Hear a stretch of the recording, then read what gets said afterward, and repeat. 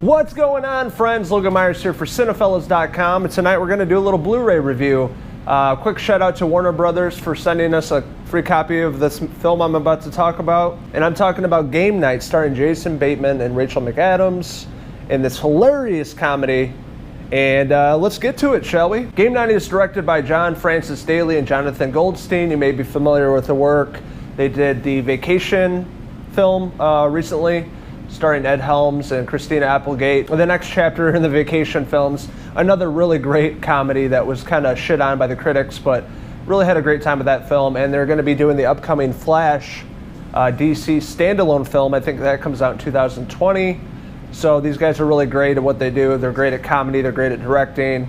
They have a very stylistic approach to films. So Game Night, we have Jason Bateman. He plays Max, and his wife Annie, played by Rachel McAdams. They meet up at a trivia night. They're very competitive people. They're perfect for one another. They love board games. They love, the competition. They meet up, they end up getting married. Really sets up the story.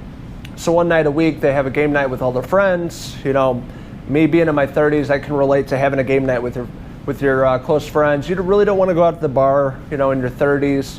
You want to hang at home and eat food, drink some alcohol, and play some board games, and just have fun with your friends at home. And that's pretty much the setup here. And then we have Kyle Chandler that plays Brooks. It was Max's older brother.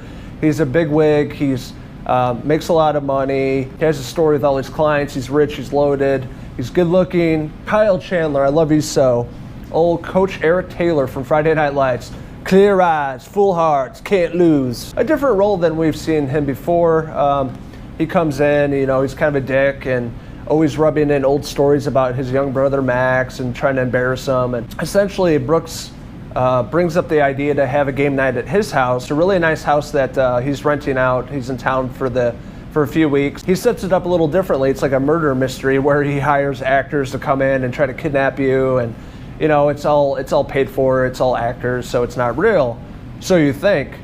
And as you can imagine in the movie, things don't turn out as planned, and Kyle Chandler, or Brooks' character, gets kidnapped, and it's all part of the game, but it really isn't, and it really sets up the rest of the story. And this group of friends, these people are fucking hilarious. This is a comedy. I really went in with low expectations because I don't really take a lot out of comedies anymore. Comedies, there's not really a focus on the story. It's just stupid humor, and it does what it's supposed to. It makes you laugh, and you don't really take much out of it. But this film really is a funny-ass movie. It's a lot of dark humor. There's a lot of great one-liners in the movie, and a movie that I laugh from start to finish. And with this cast, there's like the stupid guy. There's another couple that have been together since they're in high school. There's some funny stuff that happens to them when they broke up when they were younger. And the cast is really funny, and it plays along well with Max and Annie's characters. You could see that there's really a great chemistry with this group of people, and they'll watch each other's back, and they'll always be there for one another. And one character that I really, really loved, another Friday Night Lights character, you guys obviously know, Jesse Plemons, Meth Damon himself, played Max and Annie's neighbor. He's a cop, and he's always just like really creepy, and he's outside like, hey, what are you guys doing tonight? Are you guys having a game night? And he has like a dog he's petting. He just had like a really creepy approach to the character. The guy's in like everything now, in TV and movies. He really has blown up since Friday Night Lights, and I love this actor very much so. So with this murder mystery and Brooks being kidnapped, Max and Annie are on the hunt to try to find him, and they're onto his track. So it's a really cool story. It's like more of a thriller comedy. It's filmed like a thriller. The overall colors in the movie, a lot of dark colors. And through the second and third act, with all this group of people trying to track down what happened to Brooks, they come across all these different occurrences of this mansion, of this. There's one particular part at a rich person's house, and the goofy guy is always like, yeah, rich people, they always like have this fight club, and introduces this aspect in the film. There is a fight club, and he's like, I told you. It's a really fast-paced movie as well.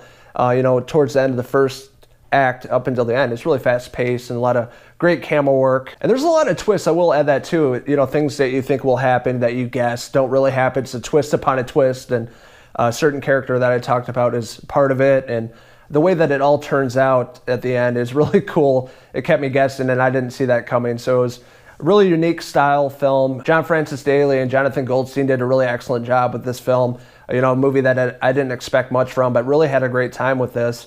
And there's a really great cameo at the very end of the film. I'm not going to say who, but he does have a dark passenger. The very end of the movie was just so over the top, like 1990s thriller action movie. It was so fucking awesome and hilarious at the same time, and seeing what Max and Annie have to do and what they come across to get their, older brother Brooks. So with a movie like this, you don't expect much from a comedy, but when you have the right direction, right directors, overall story, I think that you can do a really good job with that, and I really appreciate the directors of this film. The cast was phenomenal. The way that it was filmed, like a thriller style film compared to just a normal comedy. It had some really great camera work, the colors, some of the set design was really well done. I really had a great time with Game Night. You should definitely pick this up on Blu-ray, add it to your home collection. You will have a good time. So overall, I'm going to give Game Night a 3.5 out of 5 hair pieces. So what'd you guys think? What'd you guys think of Game Night starring Jason Bateman and Rachel McAdams? What'd you think of old Kyle Chandler playing Brooks? What about the directing and the overall story, the comedy? Let us know in the comments below, and don't forget to hit subscribe. This is Logan Myerz signing out from a Game Night. We playing charades over there? What are we doing? Until next time, cheers!